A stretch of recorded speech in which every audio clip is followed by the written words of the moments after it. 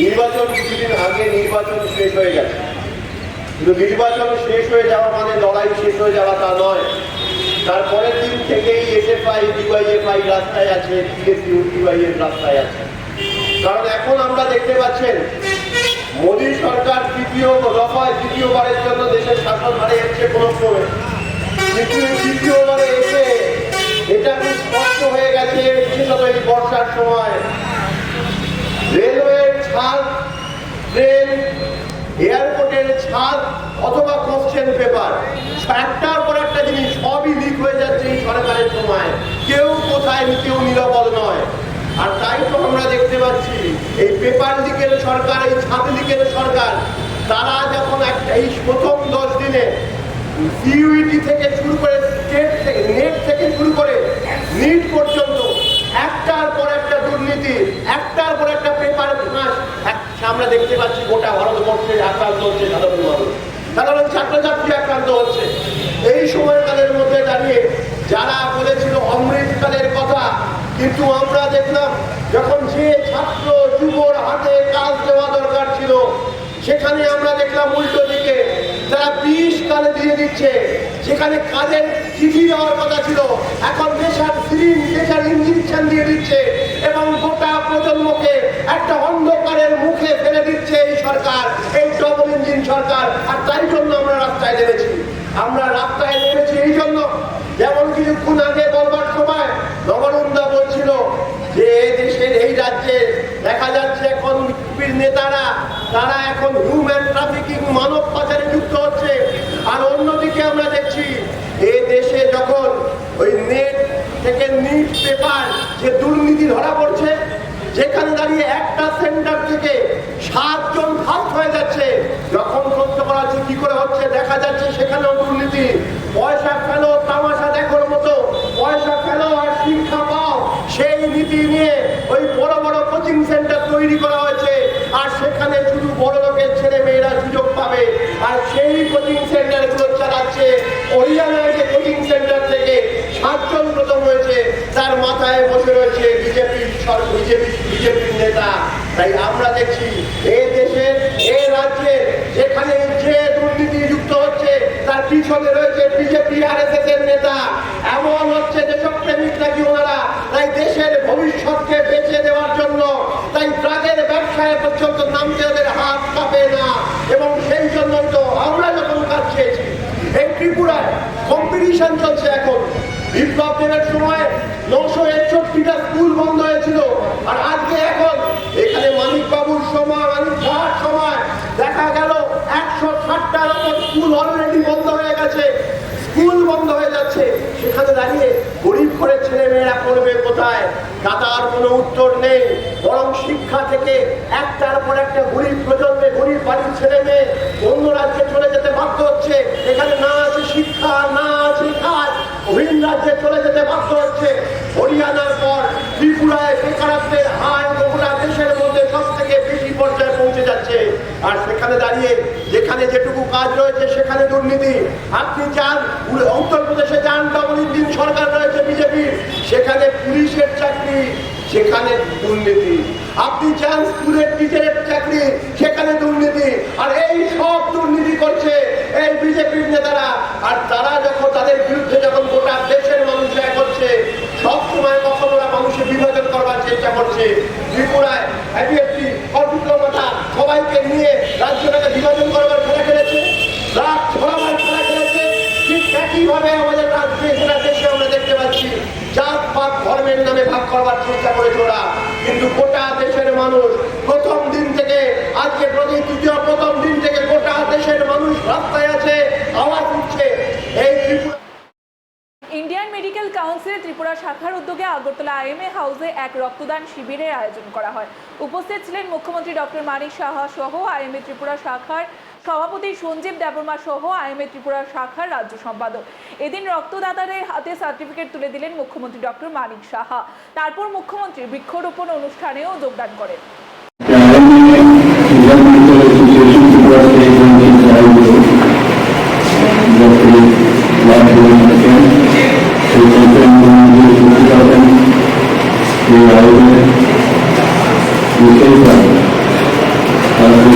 সভাপতি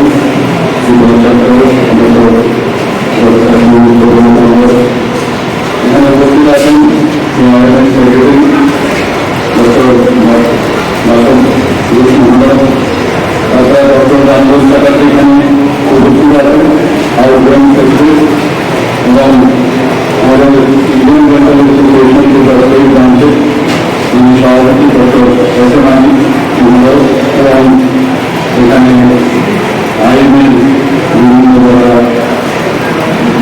কর্মচারীগণ আছেন, যারা মেম্বাররা আছেন এবং মিডিয়া বন্ধুরা, সবাইকে এখানে উপস্থিত থাকার জন্য এবং বিশেষ করে যারা রাত মনে করেছেন তাদেরকে আমি আগে আইনি একটা পুরনো সংগঠন অনেকদিন ধরে অনেক কাজ করে আসছেন, কিন্তু সক্ষমতা Yes, come on, I was told by our leadership that you have to come here. And by council, I was not ready, but I don't know how it will be responded. Anyway, the government program is very all right, so I started to come over here. So, in dental association, the সবসময় সময় ছোট একসাথে করলে আমাদের বিভিন্ন দাবি দ্বারা অনেক সময় আইএমএ আরও যে অনুষ্ঠিত অনেক মিটিং করেছি এবং সেখান থেকে সরকারের কাছে আমরা দাবি দেওয়া বলেছিলাম কিছু মিটিং করি এগুলো এখন মনে করছি। তো সবথেকে ভালো ডাক্তাররা সবসময় মানুষের জন্য কাজ করেন, সকাল থেকে রাত্রি পর্যন্ত আমরা সবসময় কাজ করেন। সেই জায়গায় এই ধরনের জিনিস হওয়ার নিজেরাই দিচ্ছেন, একটা ভালো সমাজের কাছে যায়। ডাক্তারগুলোর কাছে অন্যদের কাছে থেকে কাজ নেন না, নিজেরাও কাজ করেন। আমরা সবাই মানুষ আছি এবং মানুষের জন্য আমরা কাজ করবো। তো সেই কাজটা আজকে অতীত আপনারা সেটা বলতেন আগেও দেখেছি এবং দিকে আপনারা বলে থাকেন। আমি বেশি কিছু বলছি না, অন্তত বলব যে যদি দায়িত্ব গ্রহণ করেন সেই দায়িত্ব এটা পালন করবেন। সময়ের বাইরেও মানুষের সমস্যা হবে, সেই সমস্যার সমাধানে আমরা আগরতলা শহরের জগন্নাথ বাড়ি ও ইস্কন মন্দিরের রথ পরিদর্শন করলেন এবং খুঁটিনাটি পরীক্ষা করে দেখলেন পশ্চিম জেলার জেলাশাসক ডক্টর বিশাল কুমার ও পশ্চিম জেলার অতিরিক্ত পুলিশ সুপার ধ্রুবনাথ সহ প্রশাসনের আধিকারিকেরা। क्या देखा और क्या क्या याद है कि आज से लगभग 15 से 16 साल पहले मैंने भी 10th और 12th का एग्जाम दिया था। महाराज जगन्नाथ की रथ यात्रा का बड़ी पहला दिन है। उम्मीदें थी, बड़े सपने थे। कई जगहों और पर यात्रा की जा रही है। यहाँ एडमिनिस्ट्रेशन में आके सबसे बड़ी भी हम वो देखते यात्रा हैं है कि इस्कॉन की और हमारे जगन्नाथ बच्चों बाड़ी के अंदर नए सपने हैं, खासकर रथ कुछ का कारणों से मैप का और वो सपने organizer से बात रिलीज की। नहीं हो पाते या वो अचीवमेंट जरूरतमंद उस हिसाब से इंस्ट्रक्शन उनके उनको इशू किए गए हैं। प्रयत्नों से जो होना है वो उन्होंने ये नहीं सब हो फॉलो पाता। किए हैं और मैं आप सभी को भी ये अरेंजमेंट जानकारी देना चाहता हूँ कि त्रिपुरा सरकार का वो पालन कोशिश कर करेगी। रही है कि जो भी आने वाले बच्चे प्रोग्राम में भी मैरिट में हैं, और हम लोग जो संतुष्ट हैं बच्चे अपने और लाइफ में कहते कुछ हैं आगे कि करना चाहते हैं, जिस तरह का करना चाहते हैं, शांतिपूर्ण और उल्लासपूर्वक उसमें जो जगन्नाथ भी रथ बाधाएं थी पहले आज उसको अगरतला धीरे और धीरे वैष्णोपुरम में बनाई। आपके साथ कोशिश करके उनको दूर किया जा रहा है। क्या देखा और क्या सबसे क्या इम्पोर्टेंट चीज थी क्या देखा और खासकर क्या क्या आपका ठीक ठाक मिला, क्या थोड़ा बताएं। देखिए आज जगन्नाथ रथ यात्रा महाराज जगन्नाथ की रथ यात्रा का पहला दिन है और मुझे याद है कई कि आज से जगहों पे लगभग यात्रा की जा रही 15 है। से 16 साल पहले मैंने भी सबसे बड़ी 10th वो और यात्रा 12th का है एग्जाम दिया था। इस्कॉन की और जगन्नाथ बाड़ी की, उसका इंस्पेक्शन किया। बड़ी खासकर रथ उम्मीदें का थी, और रूट बड़े मैप सपने का थे। और ऑर्गेनाइजर से बात और की। जो भी यहाँ एडमिनिस्ट्रेशन में आके इंस्ट्रक्शन उनको भी इशू हम किए देखते गए हैं हैं, कि उन्होंने ये हमारे सब फॉलो बच्चों के किए अंदर नए सपने हैं और कुछ भी कारणों arrangement से और जो भी रूट मैप वो सपने दिए गए थे, रिलीज उसका नहीं हो पाते या वो आने अचीवमेंट वाले प्रोग्राम में उस हिसाब से और हम उनके लोग संतुष्ट हैं इस प्रयत्नों से जो होना है वो उम्मीद नहीं हो करते हैं पाता। कि मैं आप बहुत सभी ही को शांतिपूर्ण और ये उल्लासपूर्वक जानकारी देना चाहता हूँ कि जगन्नाथ त्रिपुरा रथ सरकार यात्रा कोशिश आज कर रही है कि अगरतला और जो भी वेस्ट त्रिपुरा में मनाई जाए। बच्चे मैरिट में हैं, जो क्या बच्चे देखा और अपने लाइफ में क्या कुछ क्या आगे करना चाहते हैं, जिस तरह का करना चाहते हैं, उसमें जो भी देखिए, आज, बाधाएं थी पहले, उसको जगन्नाथ धीरे रथ धीरे यात्रा आपके साथ कोशिश करके उनको दूर किया जा रहा है। पहला दिन है और सबसे इम्पोर्टेंट चीज कई थी जगहों पे ये यात्रा की जा खासकर रही है। महिलाओं की जो आज हम लोगों ने नौकरी जो है, हम सबसे देखते बड़ी हैं कि दो एडमिनिस्ट्रेशन यात्रा में है इस्कॉन इस की और प्रपोर्शन में जगन्नाथ महिलाओं का का रिप्रेजेंटेशन होना चाहिए, खासकर रथ का वो और नहीं था। रूट मैप का और ऑर्गेनाइजर से और बात करी है।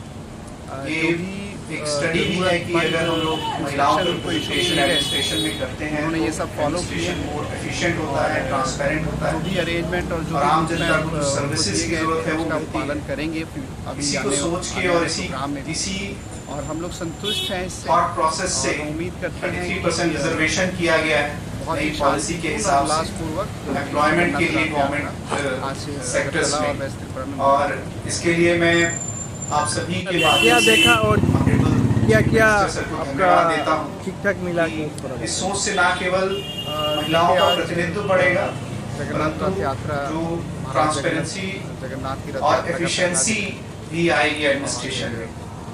कई जगहों पे ये जो यात्रा बच्चे की जा रही 12th करते हैं, है। आज हम लोगों ने आपको जो पता है कि सबसे बड़ी दो यात्रा पहले है मेडिकल कॉलेज इस्कॉन नहीं की था और त्रिपुरा जगन्नाथ में। बाड़ी की उसका लास्ट इंस्पेक्शन किया 20 साल खासकर 15 से रथ 20 का साल और पहले आया है। रूट मैप का और और अभी 200 सीटें ऑर्गेनाइजर हैं से बात मेडिकल करी। कॉलेजेस में। जो भी इस साल 50 सीटें और बढ़ाई गई हैं, इसमें इंस्ट्रक्शन बहुत उनको बेहतर इशू हुआ किए है गए थे एनएफसी लेवल उन्होंने में। ये सब फॉलो और किए उम्मीद करते हैं आने से और 1-2 साल में जो भी अरेंजमेंट 400 सीटें त्रिपुरा में हो जाएंगी दिए गए थे MBBS इसका वो पालन करेंगे और अभी आने या इस साल से या नेक्स्ट ईयर से और हम लोग हो सकता है कि इनमें एडमिशंस भी शुरू हो जाए। उम्मीद करते हैं कि हम इससे भी ज्यादा कर रहे हैं कोशिश की और शांतिपूर्ण और मेडिकल की उल्लासपूर्वक सीटें जगन्नाथ रथ त्रिपुरा यात्रा में आज बढ़ाई जाए। अगरतला और वेस्ट त्रिपुरा में मनाई दूसरा NIT national institute of technology से भी क्या बात हो रही देखा है कि और और पोस्ट क्या इंट्रोड्यूस क्या हो, आपका खासकर अंडर ग्रेजुएट ठीक ठाक पोस्ट मिला ग्रेजुएट लेवल, ताकि खासकर हमारी जो बच्चियां हैं जिन्हें जगन्नाथ रथ यात्रा स्टेट से बाहर जाने में जगन्नाथ उनके परिवार को रथ या यात्रा उनको का समस्या पहला होती है, उनको यहीं पे बेस्ट एजुकेशन कई जगहों पे यात्रा চ্যাম্পিয়নের খেতাব দখল করে এ ডিভিশন জায়গা করে নিল 9 বুলেট ক্লাব। এবারে শেষ 2018 সালের পর দীর্ঘ 5 বছর পর আবারও এ ডিভিশনে খেলতে নামবে রাজধানী আগরতলার ফুটবল খ্যাত 9 বুলেট ক্লাব। রবিবার স্বামী বিবেকানন্দ মাঠের উত্তর দিকে গোলবারে বার পুজো দিয়ে বছরের ফুটবল যাত্রা শুরু করলো 9 বুলেট।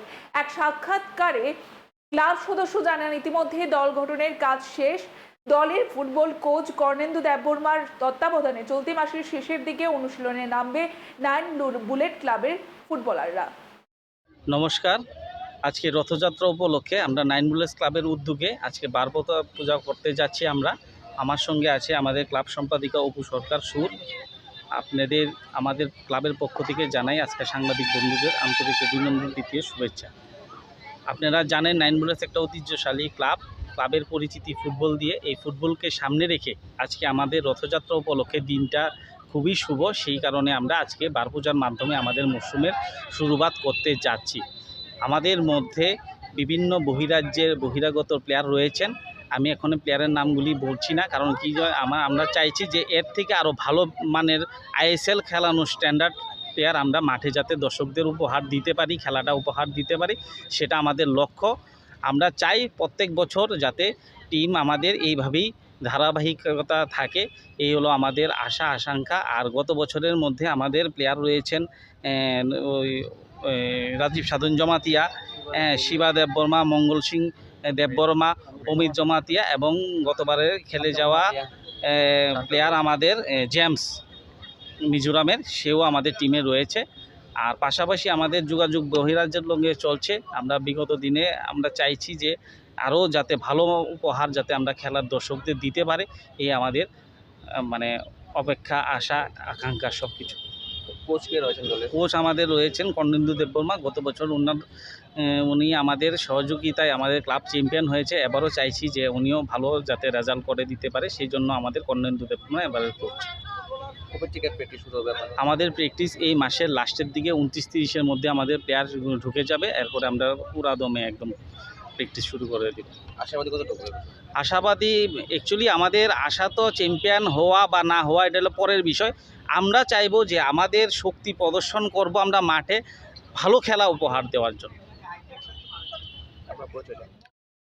শান্তির বাজার মণ্ডলের নবনির্মিত ভবনে শিলান্যাস অনুষ্ঠান অনুষ্ঠিত রাজশান্তি বাজার মোটর স্ট্যান্ড এলাকায়। উপস্থিত ছিলেন বিজেপি রাজ্য সভাপতি রাজীব ভট্টাচার্য, বিধায়ক প্রমোদ রিয়াং সহ অন্যান্যরা। ভারতীয় জনতা পার্টি, যেটা আমি প্রথম বলছিলাম, সমাজের প্রত্যেকটা অংশের মানুষের জন্য কাজ করে। আজকে আমরা সৌভাগ্যবান, এই ত্রিপুরা রাজ্যে প্রায় 4 লক্ষের উপর গরিব পরিবারে পাকা বাড়ি নির্মাণের ব্যবস্থা আমাদের ভারতীয় জনতা পার্টি সরকার করেছে। নরেন্দ্র মোদীজি আমাদেরকে উপহার দিয়েছে।